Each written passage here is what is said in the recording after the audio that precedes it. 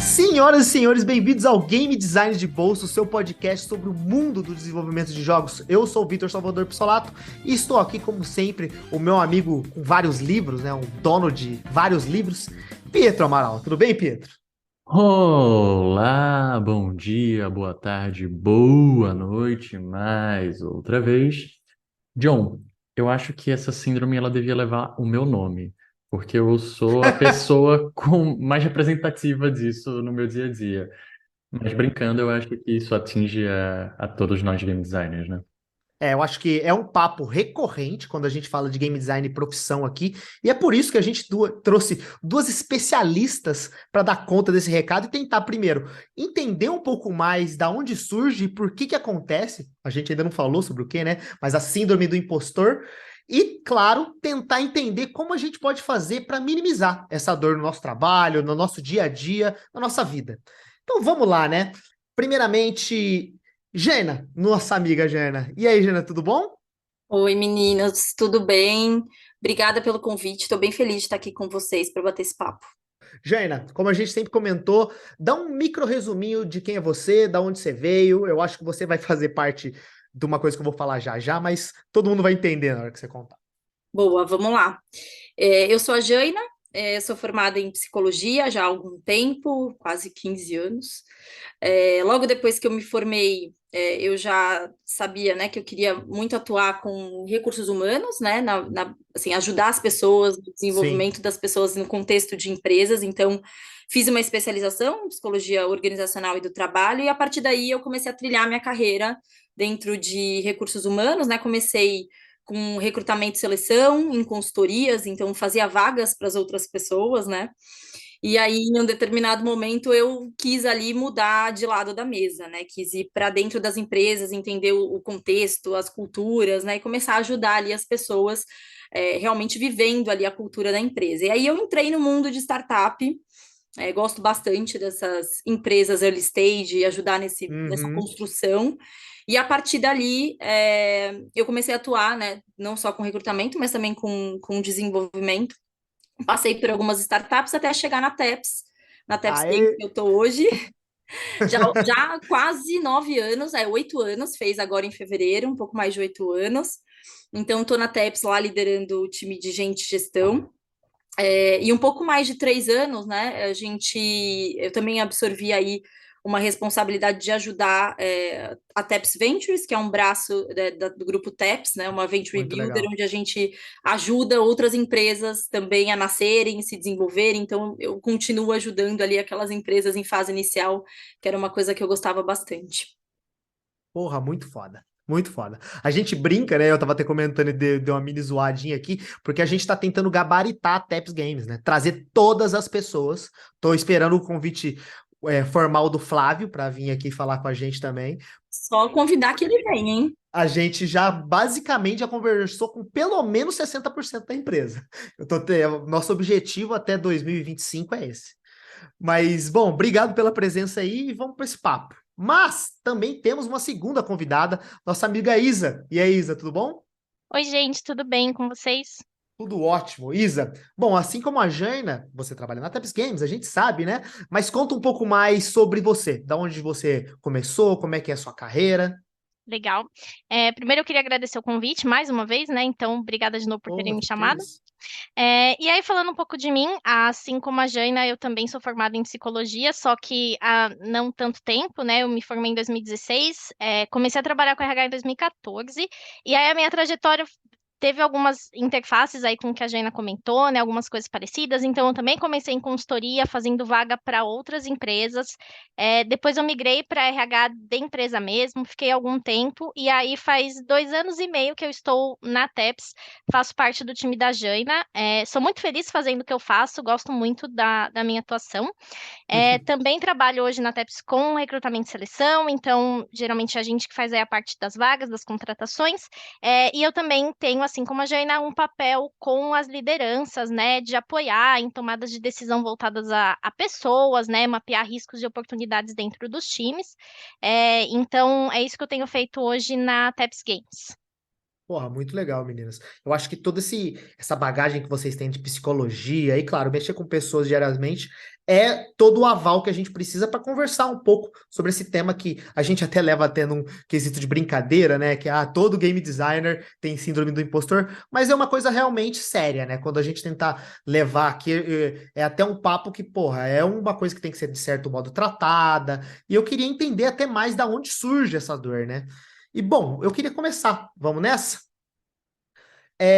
Vamos lá. Primeiramente, Isa, eu queria, dado o tema, né? Provavelmente algumas das pessoas que estão ouvindo o podcast nunca nem ouviram falar dessa terminologia de síndrome do impostor. E eu queria tentar dar um resumo mais geral para as pessoas entenderem do que a gente está falando.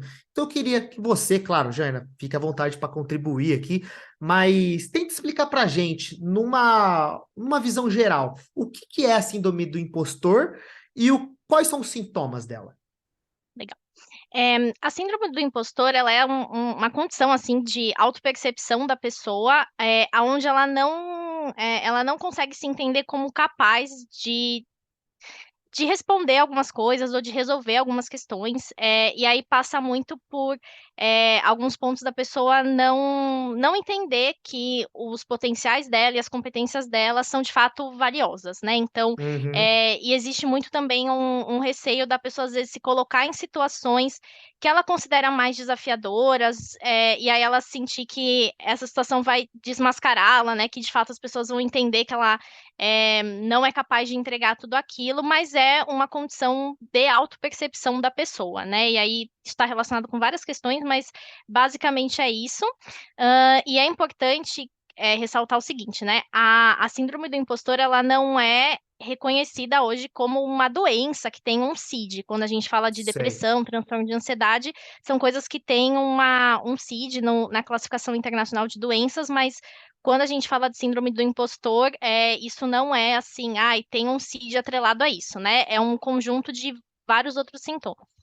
Pô, que legal. Jânia, quer contribuir com alguma coisa?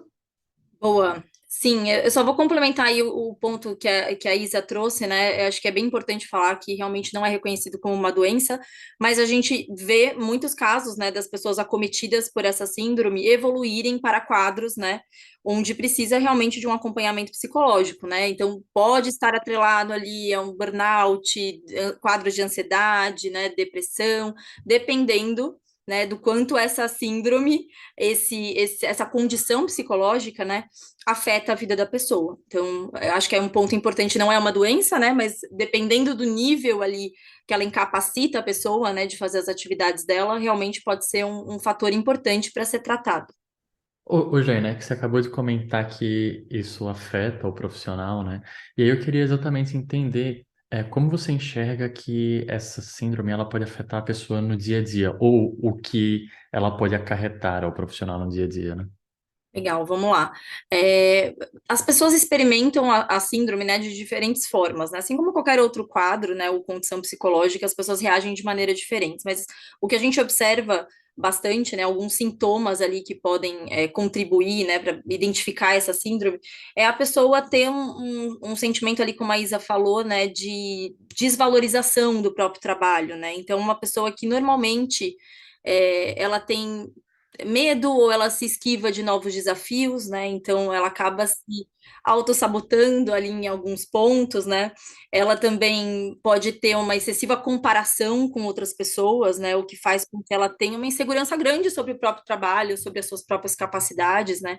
Uhum. Um outro ponto também é a questão da procrastinação, que eu acho que é legal falar, né? Que na medida que você está inseguro sobre o seu trabalho, sobre as suas competências, sobre as suas entregas, obviamente as demandas vão chegando, né, no âmbito profissional e você não consegue ter energia ali para concluir, né? Então você vai procrastinando, a tendência é você ir deixando, né, e não enfrentar aquela situação por medo de realmente ser descoberto ali, né? De putz, eu não sou bom o suficiente para realizar essa demanda, então vou procrastinar o máximo que eu conseguir para conseguir me esquivar dessa questão, né? Então, pode ser, né? Isso tudo que eu estou dizendo, como eu falei, né?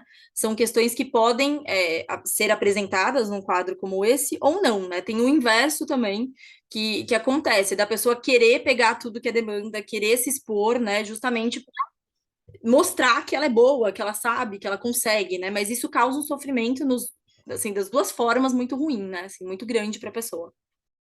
Eu ia até complementar uma coisa nesse ponto, né? Que pode até parecer um contrassenso quando a gente fala que a pessoa ela tem uma necessidade de se esforçar ou de pegar um monte de tarefa e ao mesmo tempo ela procrastina, mas isso às vezes acontece e acontece em momentos diferentes, né? Então, para algumas tarefas a pessoa ela vai super se esforçar porque ela sente que ela precisa provar para todo mundo o tempo todo que ela é capaz.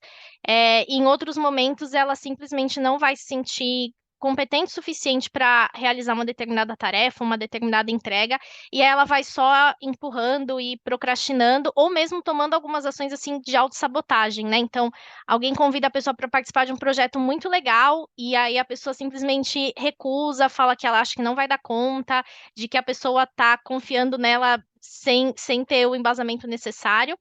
E às vezes a pessoa também que passa por essas questões de síndrome do impostor, ela tem muito um desejo assim de agradar os outros. Então, é uma pessoa que às vezes pode falar sim para tudo, de se comparar muito com o desempenho dos outros.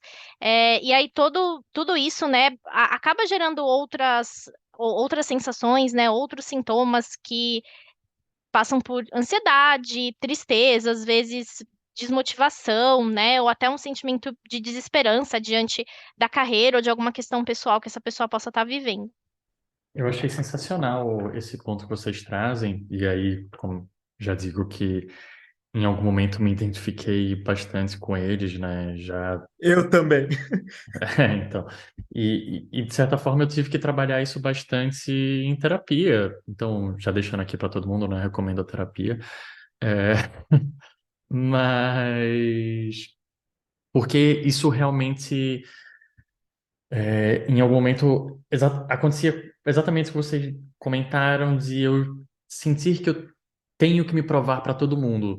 E não é como se isso tivesse uma vez já sumido de mim, né? Na verdade, é algo que de vez em quando volta. Por exemplo, começo no emprego novo, eu tento me dedicar e às vezes fico nervoso porque não mandei bem na reunião e tal.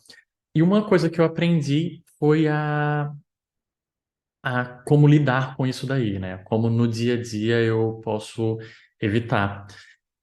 E aí eu queria ouvir um pouco de vocês. Primeiro, como é que eu identifico que eu estou sofrendo dessa situação? Então, Isa, como é que eu, ali profissional, no meu dia a dia, posso notar que, peraí, eu estou deixando de fazer algo ou eu estou até pegando tarefa demais por uma situação de síndrome do impostor que está acontecendo aqui? Isso tem muito, essa percepção, né, tem muito a ver com o quanto que você sente que isso está te atrapalhando na sua vida, né? E aí existe uma linha que às vezes ela pode parecer tênue entre a pessoa que é muito autocrítica ou que é muito exigente, a pessoa que é insegura e a pessoa que passa por questões de síndrome do impostor, né? Porque a síndrome do impostor ela vem atrelada a sentimentos muito mais pesados assim, e muito mais frequentes de incapacidade, de crenças de que a pessoa não vai dar conta de fazer aquilo, de sentimentos de desesperança, ou de que as pessoas constantemente estão julgando o trabalho dela, ou constantemente estão questionando a posição em que ela está, né, o papel dessa pessoa na empresa.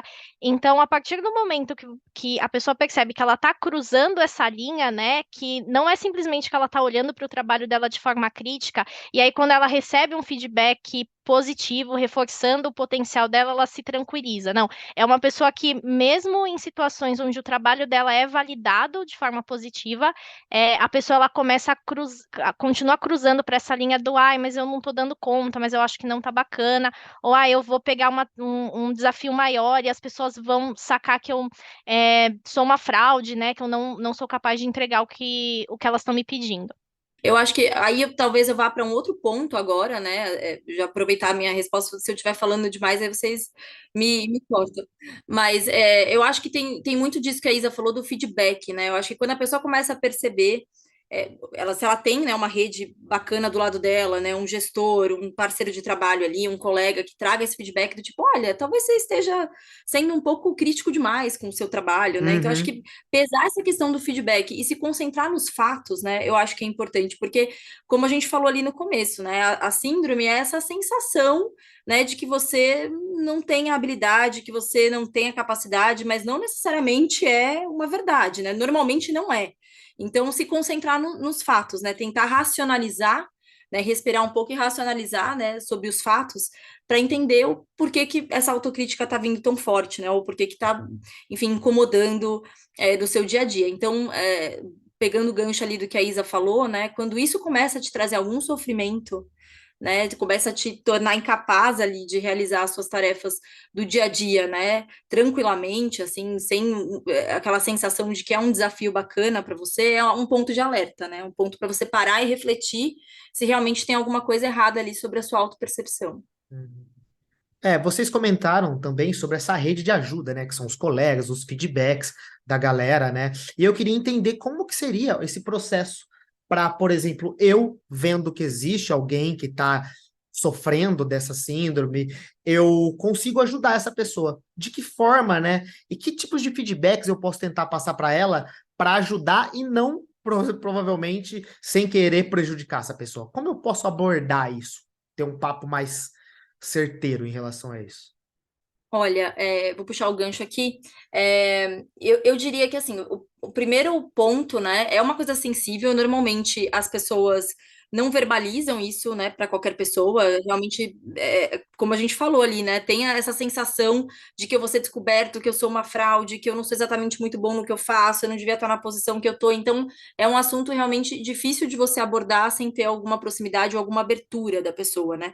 Mas eu diria que se você presencia isso, tem alguém na sua rede ali próxima que você trazer esses feedbacks, né? Do tipo, olha, será que você não está sendo muito crítico nesse ponto, né? Olha, vamos olhar aqui o resultado, né? O que aconteceu, tentar trazer, né, de alguma forma, reconhecimento para as atitudes, né, e para as competências que você enxerga nessa pessoa, tentando dar luz ali para ela desses pontos. O primeiro passo para que isso seja trabalhado, né, como o Pedro falou, em psicoterapia, ou para que isso afete positivamente a vida da pessoa, ela reconhecer essa condição, né? Então, não tem uma receita mágica, mas é ajudar a pessoa a reconhecer que talvez ela esteja, né, sendo um pouco crítica demais com ela mesma, né? Mas é muito complicado, porque normalmente essa pessoa ela não quer se expor. Exato. Ela tá se escondendo para isso, né? Para tentar ninguém perceber que de alguma forma ela tá fazendo algo de errado, né? Eu imagino que eu posso até falar pelo Pietro também, mas como a gente, como game designer, o nosso trabalho é muito o início do processo do desenvolvimento de algo, né? Então a gente, como game designer, a gente faz as documentações, decidindo como é que vai funcionar tal coisa, tal coisa, tal coisa, mas é tudo no âmbito da cabeça, né? A gente não vê, né? Demora muito para chegar o momento onde eu pego aquilo que eu desenhei numa documentação e vejo acontecendo. E eu acredito que muito, pelo menos da minha síndrome do impostor, quando ela atinge, é nesse campo, sabe? Será que essa ideia que eu tive é boa o suficiente, sabe? Será que essa documentação que eu entreguei, ela é boa o suficiente? E aí eu queria entender como que a gente, até como profissional mesmo, pode se munir e que ações eu preciso fazer? Claro, tem gente falando que eu posso estar tendo essa síndrome do impostor. Ou se não, cara, eu não quero falar para ninguém e eu tô sentindo isso. O que eu posso fazer para tentar ajudar isso? Além das coisas que a gente já comentou, né? Claro, vou conversar com meus amigos, mas existe algum outro ponto que eu posso tentar trabalhar para essa dor tentar de alguma maneira passar, sair um pouco? Legal, eu posso puxar aqui, começar com essa resposta. Tem um ponto que o Pietro até comentou, né, que é a questão de você buscar ajuda, né? Então, fazer uma leitura da, da tua percepção de você mesmo, né? Entender ali aonde que você acha que isso está acontecendo, que situações que você entende que podem ser gatilhos para você e buscar ajuda. Geralmente, psicoterapia, tá? Ou algum outro lugar onde a pessoa se sinta confortável o suficiente. E aí isso vai ser identificado se é realmente uma questão do síndrome do impostor, se tem outros sintomas que estão vindo atrelados que precisam ser tratados de uma outra forma, né? Porque às vezes sentimentos de ansiedade e depressão vêm junto, que acabam sendo meio que uma consequência disso, e aí, às vezes, tratamentos focados nesses sintomas, mas também entender o que na sua construção de vida pode ter te levado a sentir isso, né? Então, olhar não só para o teu Perfeito. ambiente, mas para a sua construção de vida, para os grupos em que você está inserido, né? Porque existem, às vezes, alguns grupos, principalmente grupos minoritários, que são mais suscetíveis a esse tipo de sensação, né? Então, a questão da síndrome do impostor. Então, olhar para isso também pode ser um bom primeiro passo. Não, só, assim, perfeita a resposta da Isa, de novo.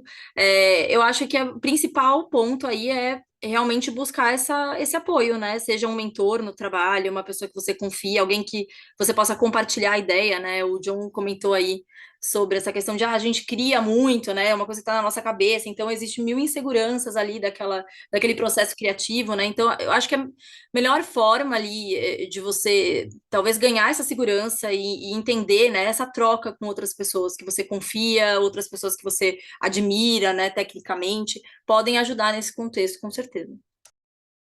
Eu queria adicionar nesse ponto que, assim, quando me acomete a situação que eu fico nervoso por algo, que eu fico achando que eu não estou mandando bem, eu uso exatamente o que as meninas comentaram, que é de buscar uma pessoa que eu conheço.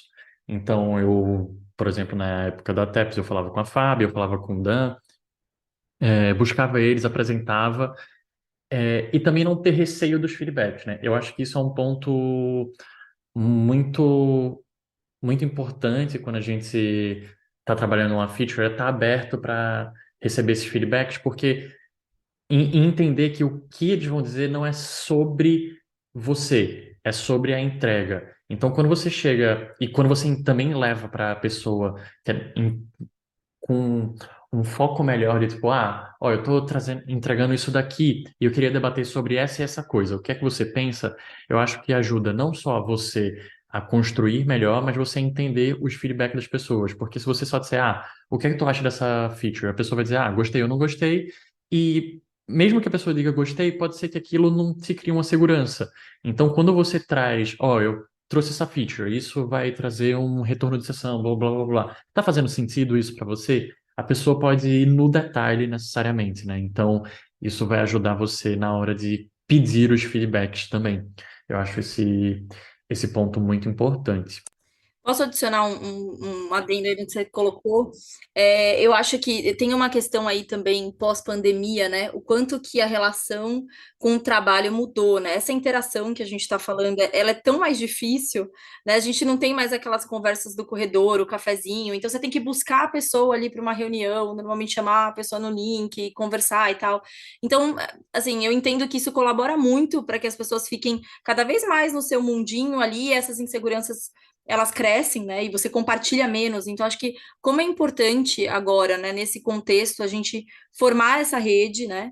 Fora do trabalho, pessoas que a gente confia, e também dentro do trabalho, nesse contexto de chamar mesmo, né? E fazer o cafezinho virtual, e essa relação mudou e a gente precisa se adaptar a essa nova relação de trabalho com as pessoas, né? Que muitas vezes é realmente chamar ali para o call e trocar uma ideia, né? Isso mudou muito e colabora para esse afastamento aí, de certa forma, das pessoas. Eu queria só fazer um comentário, né? Eu concordo muito com isso que você falou agora, Jean, porque a organicidade, a forma orgânica, né, com qual a gente vive o trabalho, ela é diferente, então a gente precisa se adaptar a essa nova realidade. E tem um ponto que muita gente se sente inseguro de pedir feedback porque acha que está atrapalhando o outro, né?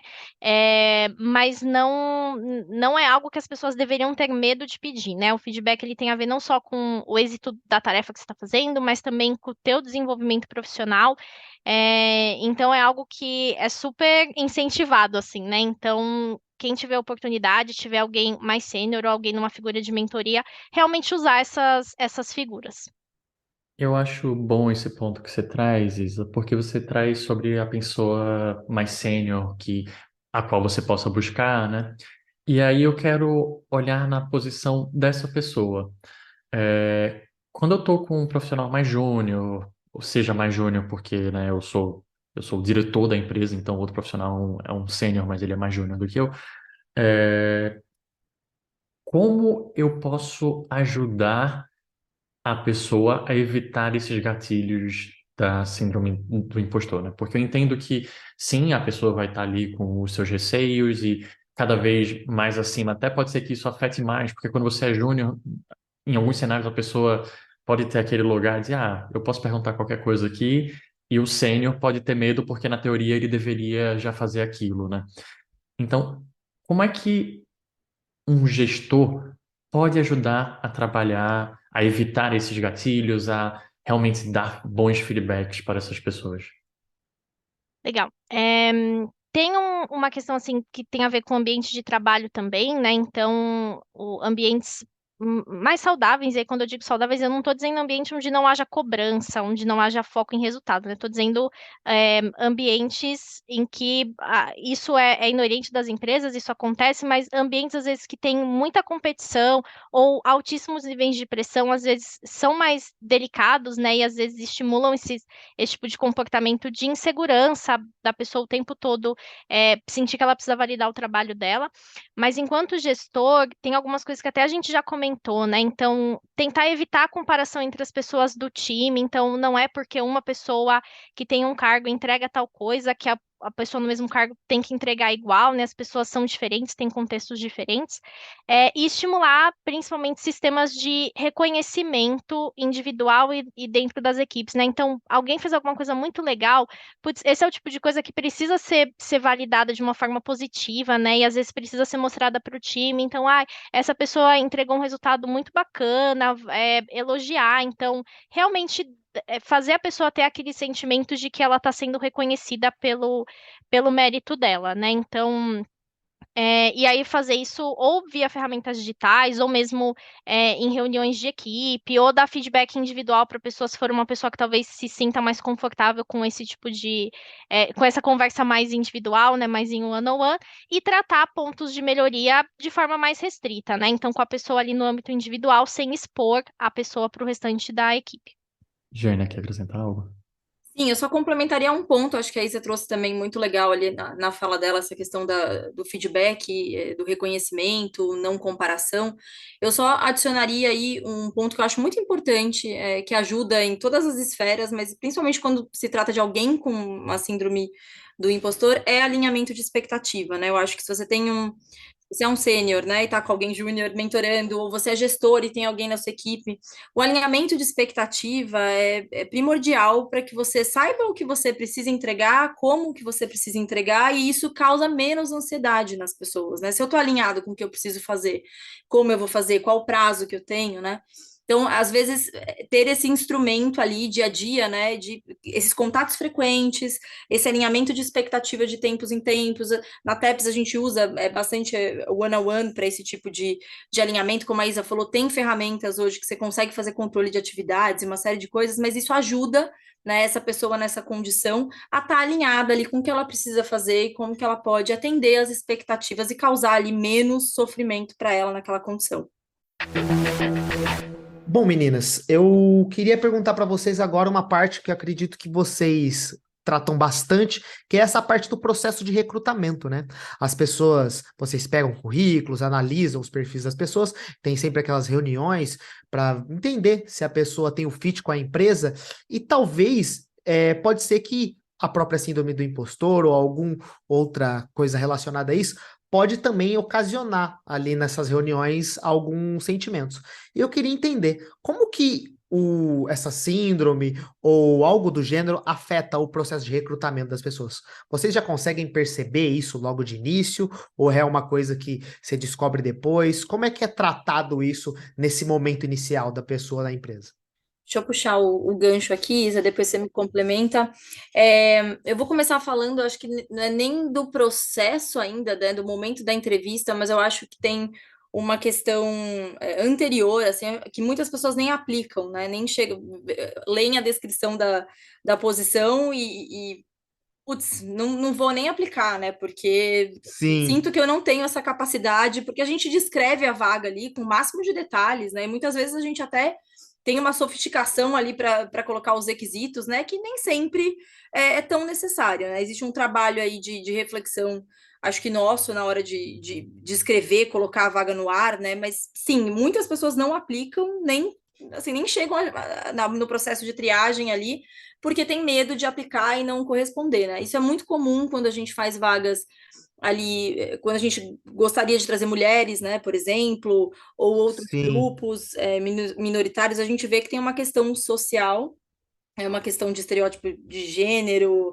falta de representatividade, que acaba atrapalhando bastante até nesse momento de aplicar para a vaga, né? Então, acho que Ele nem chega, né? Ele nem chega ao. nem Sim. chega, ele acaba não chegando e isso é bem ruim, ainda que a gente tem hoje, né, as leis a nosso favor no sentido de criar vagas afirmativas, a gente conseguir, né, trabalhar um pouco melhor essas Uhum. questões, mas esse é um problema já na raiz, assim, muitas pessoas não chegam por medo de se aplicar e não conseguir ali passar da primeira fase, né?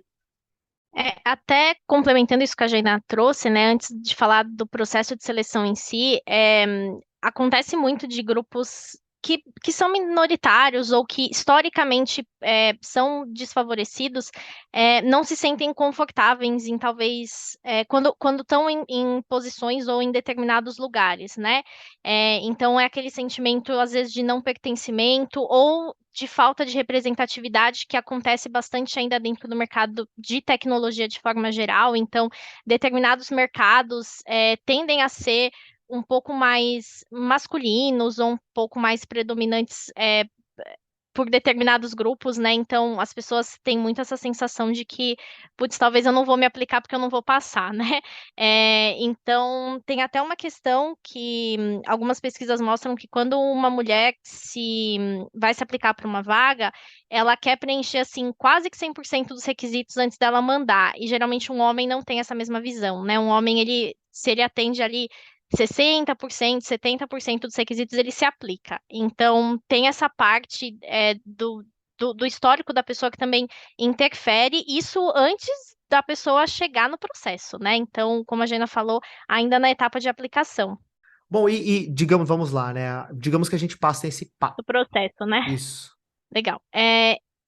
E aí, falando do processo, assim, uma coisa que às vezes tende a acontecer no processo, mas de uma forma muito mais contida, quando a pessoa ela já é chamada para uma entrevista, ela está ali numa posição onde ela, de fato, quer externalizar as competências dela da melhor forma. Então, em muitos momentos do processo, isso não é tão evidente, né? Mas quando a gente entra, às vezes, em etapas mais técnicas, e aí talvez o Pietro até tenha vivenciado isso nos processos de game designer da TEPS que ele fazia comigo, quando a pessoa recebe um feedback positivo de algum teste técnico que ela entregou, ou de alguma entrevista que ela saiu bem, a pessoa se surpreende. Então é aí onde entra um pouco dessa questão da síndrome do impostor, né? Do tipo, ai, a pessoa às vezes me confidencia ali me confidencia em off, né? Tipo, ai, achei que vocês não iam me chamar, ou achei que a minha entrega não tinha sido bacana, ou ai, tô mandando o teste aqui, mas Caramba. eu tô achando que não tá legal, né? Então, isso às vezes acontece Uhum. nessas etapas mais pontuais. Eu queria até acrescentar que eu já ouvi de pessoas, eu não sei se durante a TEPS, mas em alguns outros momentos, que a pessoa desistiu do processo no meio do caminho porque não viu o teste e sentiu que não era capaz de responder e, por medo, basicamente, não foi em frente. Então, isso acontece bastante, ou até mesmo de sabotar, né? Achar que não consegue responder o teste e fazer de qualquer forma para entregar. Então, isso é algo que acontece várias vezes. Isso é um ponto que eu também tenho percebido, e aí eu acho que quando a gente vê, às vezes, processos seletivos que são transparentes ao ponto de que a pessoa candidata ela consegue saber as etapas que ela vai passar, né? Isso tem um lado bom, que é a transparência, a pessoa consegue acompanhar onde ela está, e aí tantas ferramentas do mercado têm essa característica, né, do candidato conseguir acompanhar onde ele está, mas às vezes a própria etapa, a pessoa saber que ela vai ter que fazer, às vezes, um case técnico e tal, gera muita insegurança, né? Então tem esses dois lados. Então, e aí eu tô falando especificamente de testes onde a pessoa sente que talvez ela tenha que fazer uma entrega ali que ela não se sente capaz de fazer, sem nem saber o que que é, né? Sem nem ter visto o teste. E aí, Isa, eu eu queria explorar um cenário, porque a gente comentou que tem o processo do teste, mas também tem a descrição da vaga, que em alguns momentos elas criam barreiras, né? Elas criam dificuldades, a pessoa começa a olhar ali, como você falou, principalmente para mulheres, elas olham e se não se enxergam preenchendo 100% da vaga, ela não se aplica porque acha que não vai ser chamada nem nada. E aí eu pergunto, como durante essa etapa da criação da vaga e durante, por exemplo, da produção de um teste, a gente que está do outro lado, do lado da seleção do profissional, pode diminuir essas barreiras e incentivar que essas pessoas se apliquem, né? Então, conseguir o que é importante até mesmo para vocês, né? Para ter mais pessoas se aplicando, que significa que vai ter os melhores profissionais no para escolher. Então, como é que se trabalha isso daí? Tem alguma estratégia que está sendo pensada hoje em dia? Já algo que talvez seja uma prática comum que se está tendo para diminuir essas barreiras? Falando especificamente assim da TEPS e de outras vagas que eu tenho visto em outras empresas, eu acho que tem que ter um cuidado da pessoa do time de gente de gestão, né? Então, da pessoa do time de recursos humanos que está ali recebendo essa vaga, realmente negociar com a pessoa solicitante do tipo, tá, você precisa de tudo isso mesmo, né? Tudo isso aqui é requisito, ou tem alguma coisa aqui que, se a pessoa tiver bom e é negociável, e aí se a pessoa não tiver, a gente consegue desenvolver aqui dentro. Então tem muito disso, né? E aí isso às vezes está realmente atrelado ao nível de senioridade da vaga, porque às vezes não tem muito como, né? Se é uma pessoa mais sênior, que talvez o técnico pese tanto quanto a parte comportamental. Mas para vagas que são mais iniciante, a gente tem tentado, pelo menos dentro da TEPS, deixar menos requisitos, e a gente conseguir colocar muito mais coisa, mais peso no soft e no que aquela pessoa às vezes traz de outras bagagens, né, que não sejam necessariamente experiência. E também a pessoa ela precisa entender que a aplicação da vaga, né, ela não é só limitada a currículo, né? O currículo é a primeira coisa que a pessoa recrutadora olha, mas a pessoa é muito mais do que só o currículo, então tem toda uma parte de soft skills que depois na entrevista também vai ser avaliado. Não sei se a Jana quer complementar mais alguma coisa nesse ponto. Quero sim. Eu queria só trazer aí o nosso papel de gente de gestão mais estratégico, né? Como a Isa falou, acho que se a gente está por dentro ali das áreas de negócio, entendendo o que a posição, né, precisa, a gente consegue atuar no processo de uma maneira muito mais autônoma, né, Isa? A gente consegue propor para a liderança, a gente entrevista uma pessoa e, poxa, esse ponto aqui, que é um requisito, não é fácil de desenvolver, né? O quanto é fácil de desenvolver ou difícil, olhando para a nossa estrutura, para as pessoas que a Uhum. gente tem, o time que vai receber essa pessoa. Então, muitas vezes a gente consegue traçar esse plano ali com o gestor, né, solicitante, ou com a pessoa sênior, né? Poxa, é um ponto X aqui que a gente consegue, em 3, 4 meses, talvez, aportar para essa pessoa. Então, tem esse exercício, né? E aí a gente só consegue fazer esse exercício, né? E acho que outras empresas na área de recrutamento também, se você tem esse conhecimento, né, mais próximo das áreas solicitantes, né, não só ali como uma área de recrutamento, né, sem muito conhecimento sobre o negócio. Isso ajuda muito nesse processo de criar uma vaga que seja atrativa ao mesmo tempo possível, né, da gente achar um profissional no mercado. Beleza. E aí, a gente comentou sobre o fato que mulheres e outras minorias, elas costumam sofrer mais disso, principalmente por falta de representatividade. E aí, eu queria saber de vocês, né, começando pela Jaina, como é que no dia a dia, não só como uma pessoa de gente de gestão, mas também eu como profissional, o John, a gente pode apoiar esses profissionais, sejam os que estão dentro de casa, então os que trabalham com o John na Monomito, os que trabalham com vocês na TEPS, mas também aqueles profissionais que estão fora, né? Aqueles que querem entrar no mercado ou que estão em outras vagas. Como é que a gente ajuda essa minoria a, a superar esses desafios? Eu sei que esse tópico vai ficar enorme. É um tópico enorme, e tem muitas formas da gente fazer isso, né? Inclusive, eu estava lendo um artigo aqui que no final eu ia indicar aqui, deixar como indicação, né, da Harvard Business Review, que é um artigo que basicamente, o título dele em português, né, deixa eu resgatar aqui para falar para vocês, mas pare de dizer às mulheres que elas têm síndrome do impostor. E nesse artigo é uma crítica, na verdade, do quanto ambientes tóxicos, culturas, né, discriminatórias afetam essas minorias a entrar né, no mercado, a entrar em empresas de tecnologia de forma geral, né? Então, eu acho que tem um pouco dessa conscientização, que aí é parte de todo mundo, né? Uma vez que eu estou ali em qualquer papel dentro de uma organização, eu consigo disseminar isso, né? Tem outras políticas e práticas que muitas organizações têm adotado, né? Por exemplo, na TEPS a gente tem um comitê de diversidade, né? Que propõe essas ações e pensa em como a gente pode extravasar isso, né? Para o mercado e trazer essa cultura de diversidade internamente.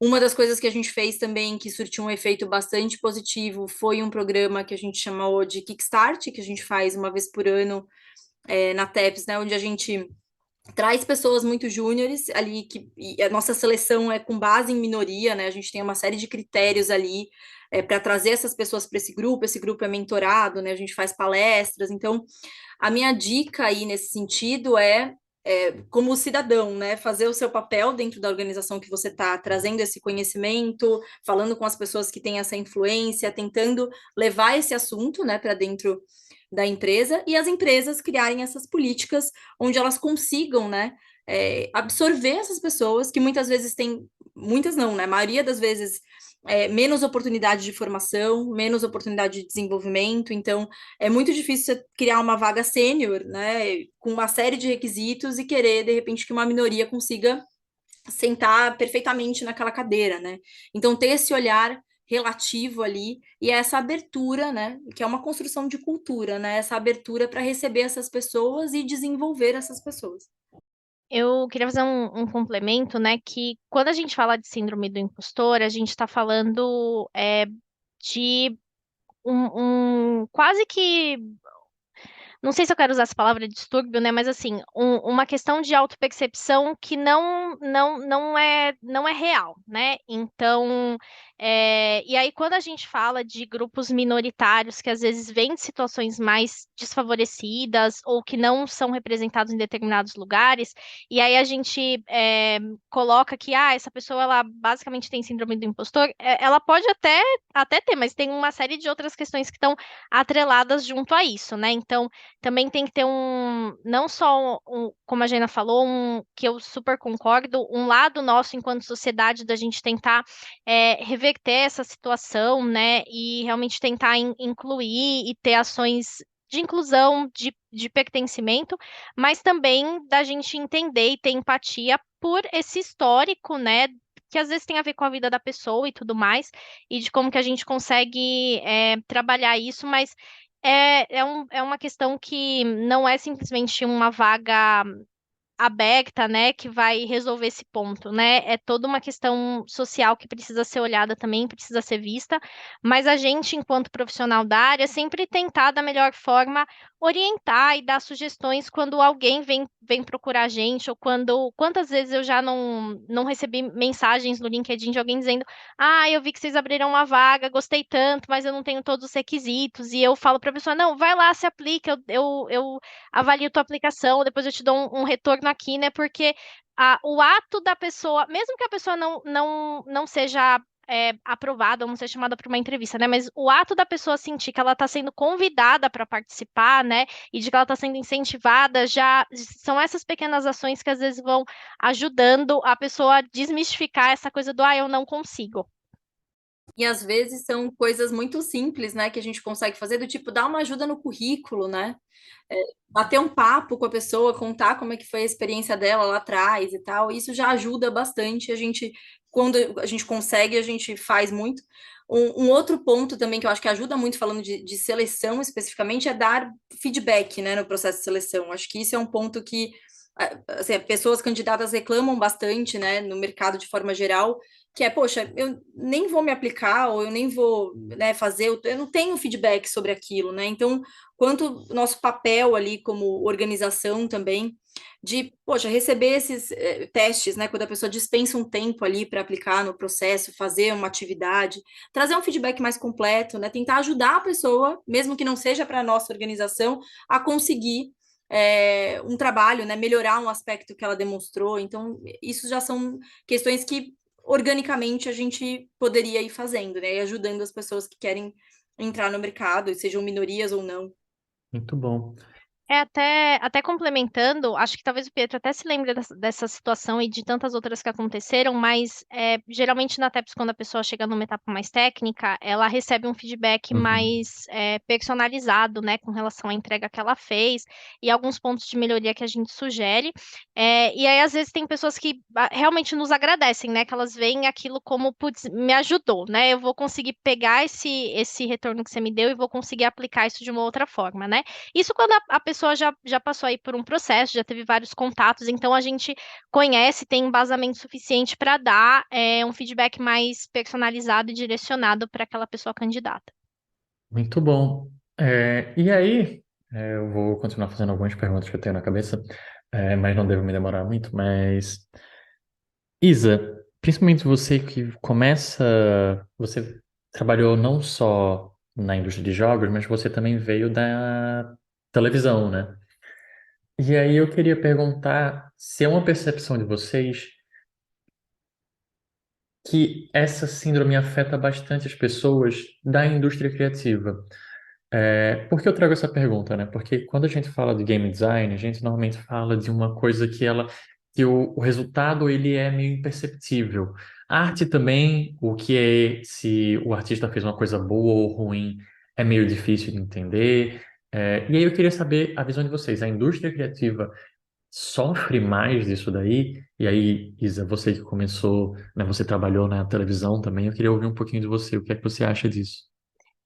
Falando especificamente desse retrospecto, né, pensando na empresa anterior até a TEBS, e pensando que na empresa anterior eu atendia diferentes vagas, né, não só o pessoal criativo, mas também outros tipos de posição, eu tenho a sensação que sim, que a indústria criativa ela é um pouco mais difícil de se gerir nesse sentido, né? Porque a gente está falando de, às vezes, um trabalho que ele não é palpável num primeiro momento, ou que talvez a avaliação daquilo possa ser subjetivo. Então, quantas vezes eu não ouvi de pessoas de designer do tipo, mas eu não sei se o que eu estou entregando tá bacana, ou eu Uhum. não sei se eu dou conta de fazer determinada tarefa que o meu gestor quer fazer, porque às vezes passa por um campo de subjetividade mesmo, e do bonito feio, eu gostei, não gostei, mas eu não gostei, não sei por que que eu não gostei. Então tem esse outro lado, sim. E aí, porque quando a gente fala, às vezes, de um trabalho que é mais pontual, né? Então, um estatístico vai fazer uma análise. Ele faz uma análise, a análise dele tá indo num caminho bom, correto, né? Em cima dos dados que ele tem, ou não tá indo. É muito mais palpável. Então, Sim. você consegue dar um norte, né? Mas a minha sensação é que na indústria criativa isso acaba acontecendo. E quantas vezes eu já não ouvi pessoas dentro de arte falando que artistas sofrem síndrome do impostor, né? Então, não é Uhum. só os GDs, né? Uhum. Pessoas de arte também. Quando a gente entrevista os game artists aqui, todo mundo fala, gente. É unânime quase. A gente já tá conseguindo pegar um padrão nosso aqui. E você, Jaina, você que está na TEPS há 9 anos, né? Então você já viu muita gente passar por lá. Você sente que isso é um padrão? Olha, uma coisa que eu sinto aí, entendendo um pouco a fala da Isa, é que, Uhum. na verdade, talvez a gente tenha menos vagas do que pessoas candidatas, sabe? E aí essa questão da frustração, até estou falando na porta de entrada, né? Mas assim, essa questão de oferta-demanda, né? De ter muito menos vagas do que pessoas aplicando, né? Acaba gerando esse ciclo aí de puxa, eu não consegui, né?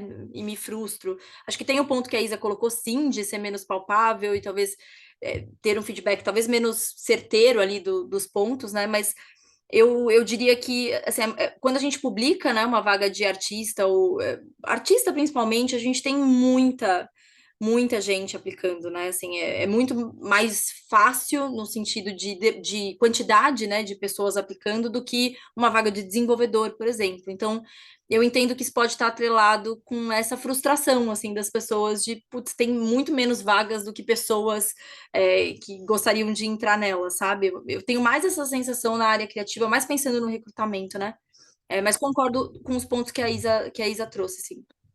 Bom, e para trazer minha última dúvida, e aí eu vou começar pela Jaina, porque, Jaina, você deve estar sofrendo isso como mãe.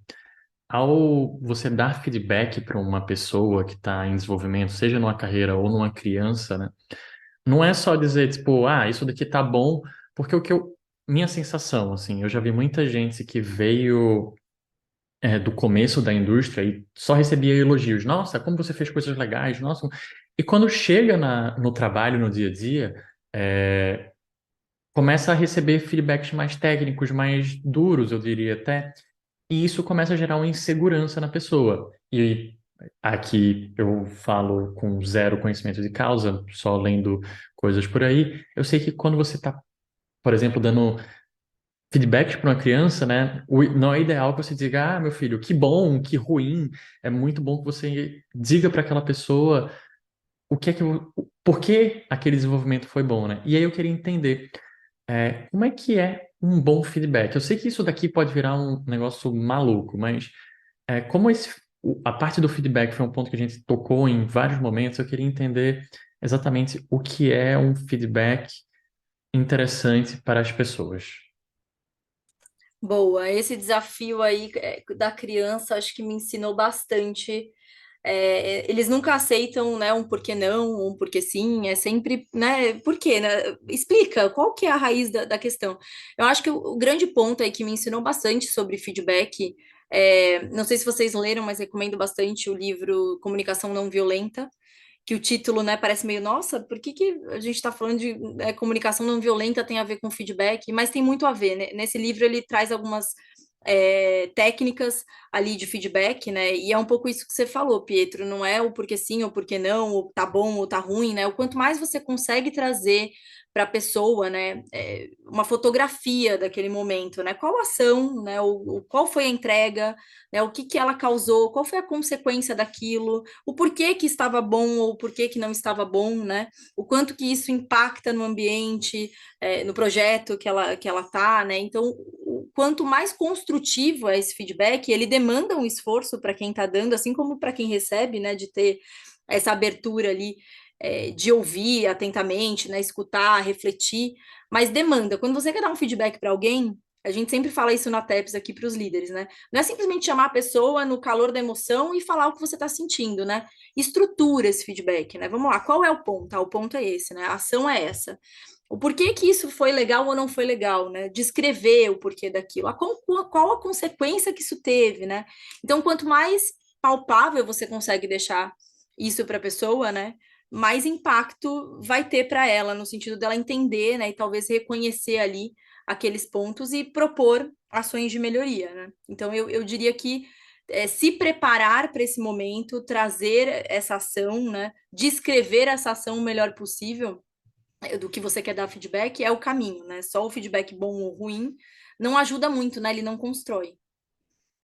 E Isa, você que trabalha com gestão de pessoas, com os líderes, né, que fazem essa parte de gestão de pessoas, como é que você ajuda eles a construção desse feedback? E quais são os desafios que você enxerga nos líderes no momento de dar esses feedbacks? Eu acho que muito do desafio assim passa um pouco pelo que a Jana comentou, que às vezes é a falta de preparo e de organização da pessoa que vai dar um feedback para o outro, né? Porque talvez se você não está num momento bom para fazer aquilo, é melhor você esperar, né? Só que também precisa tomar cuidado para não perder o timing daquela situação e às vezes você dá feedback na outra semana de uma coisa que aconteceu 10 dias antes, né? Então tem esse cuidado.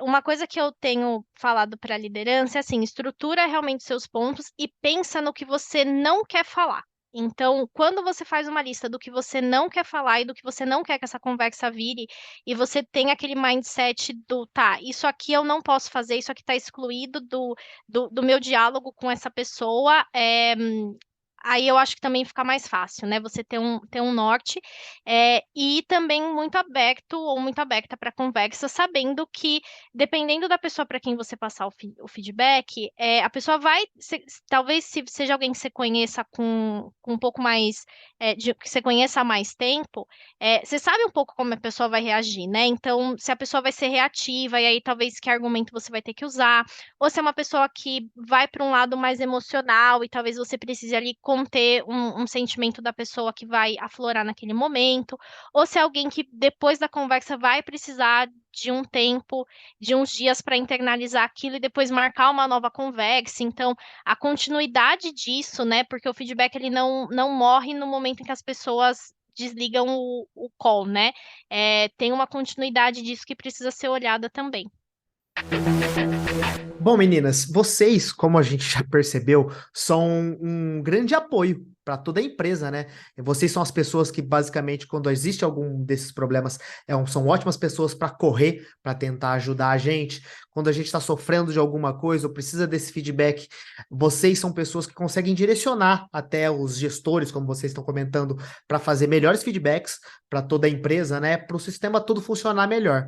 Mas vem aquela pergunta para olhar para dentro, né? E aí eu queria entender de vocês, como é a experiência da síndrome do impostor no mundo do RH? Vocês sofrem disso? E caso vocês sofrem, é difícil não sofrer, né? Como é que vocês se ajudam? E quem ajuda esse profissional do RH? Ótima pergunta, achei interessante. Mas quando a gente está falando ali, né, de pessoas que estão no RH, né, normalmente são pessoas ou com a formação em psicologia, né, ou se elas não estão, são formadas em psicologia, elas estão muito próximas ali daquela realidade de pessoas, né, estudam sobre feedback, estudam Sim, sobre comportamentos de liderança. Então, eu acho que talvez a percepção, né, que isso esteja acontecendo, é uma suposição, tá? Talvez ela seja mais rápido de identificar, né? E hoje, assim, falando do nosso time, né, Isa, de gente gestão na TEPS, eu acho que a gente se apoia muito, assim. Então, a gente acaba tendo essa abertura legal.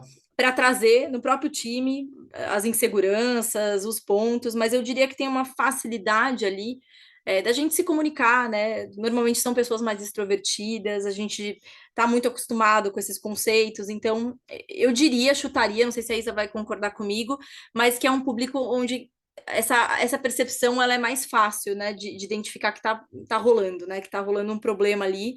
E como trabalhar aquilo, né? Eu tenho essa sensação, assim. Eu vou fazer um comentário, depois vocês cortam, tá? Fiquei feliz, ainda que você falou que eu sou uma pessoa extrovertida. Eu ganhei minha semana, não foi nem meu dia. Mas, gente, ela é muito mais extrovertida do que eu. Olha o quanto essa menina fala. E ela fala que ela não é. Eu não vou cortar essa parte, eu não vou cortar, aceite. Tá vendo? Ela fala que não é, mas ela fala super bem, se coloca comunicativa e a síndrome do impostor aí no exemplo. Temos um exemplo claro. Não, nossa, mas eu ganhei meu dia. Eu tava até comentando com o Davi outro dia. Não sei se você vai lembrar daquele teste do Quati, que a pessoa responde se ela E aí ela tem ali uns pontos que se ela responde tanto, ela é introvertida, tanto ela é extrovertida. O meu é 100% introversão. Caraca. 100%. Eu não tenho Nossa. uma resposta de extroversão. Mas sabe que uma coisa que eu descobri na psicologia, que a gente fala muito introversão e Uhum. extroversão, né? Como aquela pessoa, tipo, eu vou lá, eu falo na frente de todo mundo, eu sou comunicativa. Mas tem muito a ver com como você processa as coisas, né? O introvertido, ele é muito, putz, ele reflete, né? Ele traz para dentro. O extrovertido já, ele precisa processar as coisas falando com Nossa. as pessoas. Uhum. Ele precisa do contato humano. Eu já sou essa pessoa. Caraca, que visão interessante. Nossa, eu não- Realmente. Então você precisa, né, processar falando com outras pessoas, discutindo, externalizando, né? O introvertido não, ele pode ser a pessoa super comunicativa, ele pode ser a pessoa que vai lá, se expõe, faz a apresentação como ninguém, mas ele precisa daquele momento para refletir, ele precisa fazer uma reflexão antes de trazer aquele ponto para outras pessoas, né? Então é engraçado essa questão popular aí de introversão e extroversão, mas eu vejo muito isso na Isa, eu acho que ela tem esse ponto de introversão, com certeza o seu Quati está correto, mas o outro lado também de se expor, trazer, comunicar, né, de trocar com as pessoas também é muito legal. Ah, que bonito. Ganhei minha semana. Não cortem isso, meninos, não cortem. Não vou cortar, pode deixar. Mas assim, voltando para a pergunta, né, até respondendo, eu concordo com o que a Jana falou. Eu acho que talvez por conta do próprio viés acadêmico e de formação, seja mais fácil da gente identificar isso dentro dos nossos times. Mas eu acho que também os times de RH, eles passam por um complicômetro, vamos colocar dessa forma, que os outros times também passam, que é o ambiente profissional da empresa como um todo, né? Então, tem ambientes que às vezes favorecem mais sentimentos de insegurança ou de que aquilo que você está realizando nunca é suficiente, aí isso em algum momento vai bater no time, nos times de gente de gestão. Mas se há um ambiente bacana, com pessoas colaborativas, onde as conquistas são realmente celebradas e os pontos de atenção são trabalhados de forma ali com a pessoa e que ela entenda o caminho e as expectativas que ela precisa atingir, isso tende a funcionar muito bem, né? E aí eu concordo que dentro dos times de RH acaba sendo mais fácil da gente identificar isso e conseguir se apoiar até enquanto time mesmo. Perfeito, que legal. Meninas, eu já queria agradecer de antemão desse papo que a gente teve, mas a gente tem uma pergunta tradicional aqui no podcast e eu preciso que vocês respondam também. Não sei se vocês leram a pauta, né? Mas eu adoraria que vocês, dado que a gente trabalha com jogos e no final das contas, joguinhos são muito legais, eu queria que vocês trouxessem pra gente, se vocês conseguirem, claro, algumas dicas de joguinhos pra galera jogar. Então, alguma dica que você acha de algum jogo que você jogou que você achou muito bacana, que pode se tratar do tema que a gente está trabalhando aqui, ou não, ou só um joguinho muito legal da Teps, ou algum outro joguinho que você jogou. E, claro, algum outro profissional que vocês acham que a galera deveria seguir de alguma forma para aprender mais sobre o assunto. Pode ser no âmbito, claro, de RH, de feedback, de síndrome do impostor, ou só outros profissionais da indústria mesmo que você acha que faz um trabalho da hora e valeria a galera acompanhar. Então vamos por ordem. Primeiramente a Isa. Isa, dica de joguinho e se tiver de profissional. Legal. Eu tava tentando pensar num jogo que eu não tivesse indicado da outra vez, né? E aí, Ah, sim.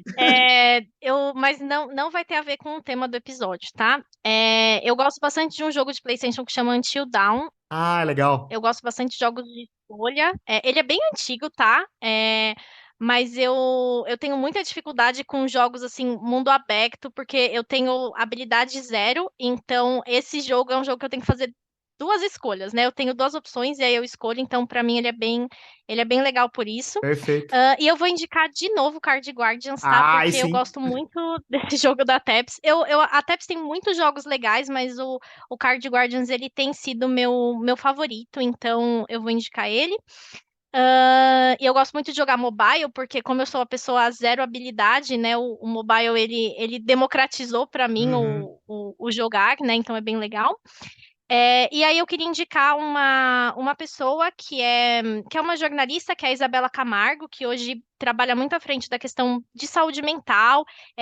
Ela fala sobre burnout, sobre depressão, sobre experiências que ela teve na carreira dela, e ela tem ajudado muita gente colocando essa experiência para todo mundo conhecer o que ela passou. Então eu vou indicá-la, eu acho que ela é uma pessoa bem, bem legal. E o Isabela dela é com Z e dois L's, tá? Então é diferente do meu.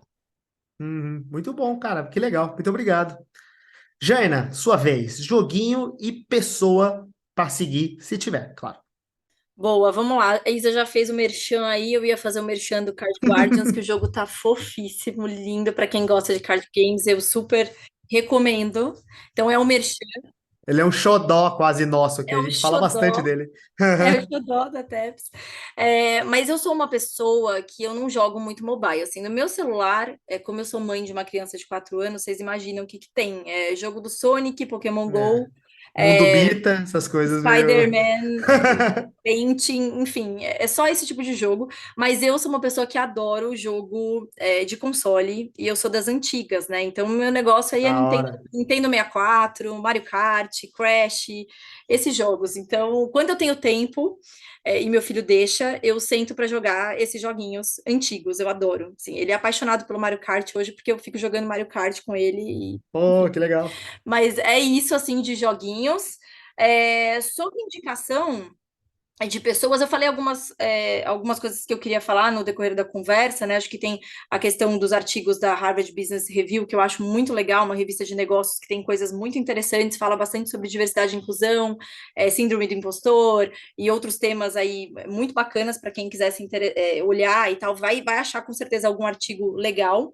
Eu queria indicar uma médica psiquiatra que eu gosto muito, que é a Ana Beatriz Barbosa Silva, não sei se vocês já ouviram falar sobre ela, mas ela está sempre em programas de TV, ela está lançando agora um podcast. Ela é uma psiquiatra que fala numa linguagem super leve, super bacana, assim, de entendimento, né? Ela tem uma didática muito legal.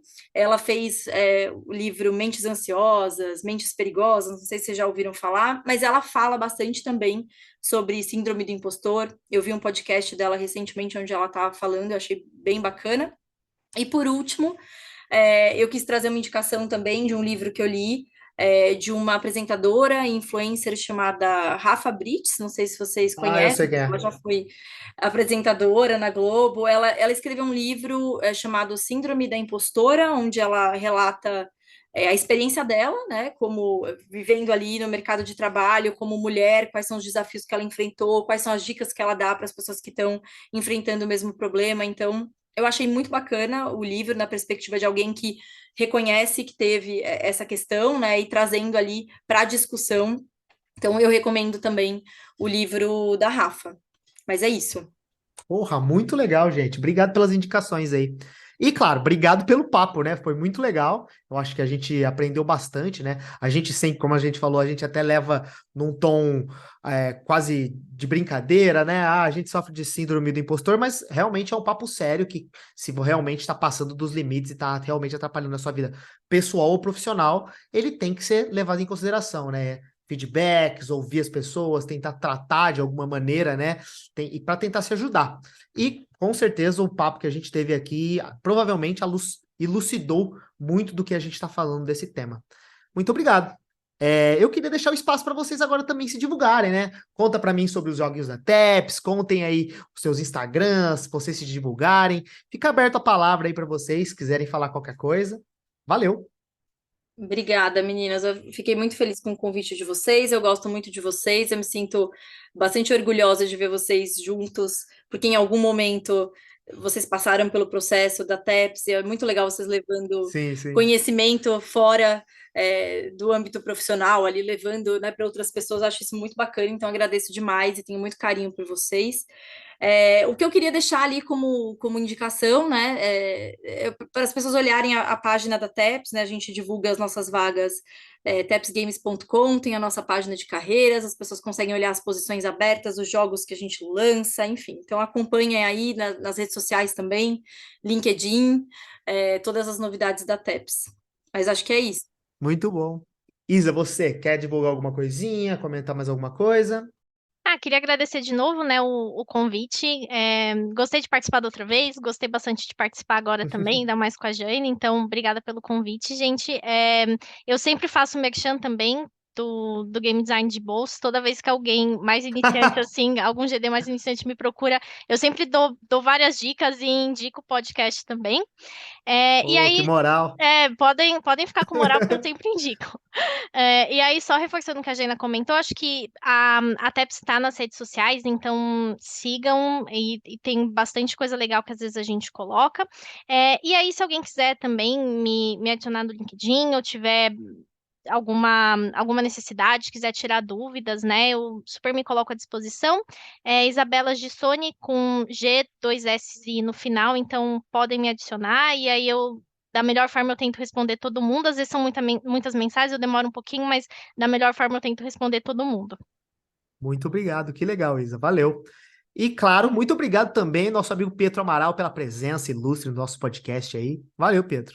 Valeu, muito obrigado, Jana e Isa. Eu acho que, acho não, né? Se tem duas profissionais que eu tive muito orgulho de trabalhar, foram vocês duas. Eu fiquei muito feliz ao voltar para a TEPS, porque eu tive uma conexão muito boa com a Jana, então fiquei muito feliz em saber que eu estava voltando, mas foi muito bom ter começado na TEPS ao mesmo momento que a Isa, né? Então, são duas pessoas que eu tenho muito orgulho de vocês e claramente eu vou ficar chamando vocês o tempo todo para vir aqui, porque eu considero vocês, Pode chamar que a gente vem.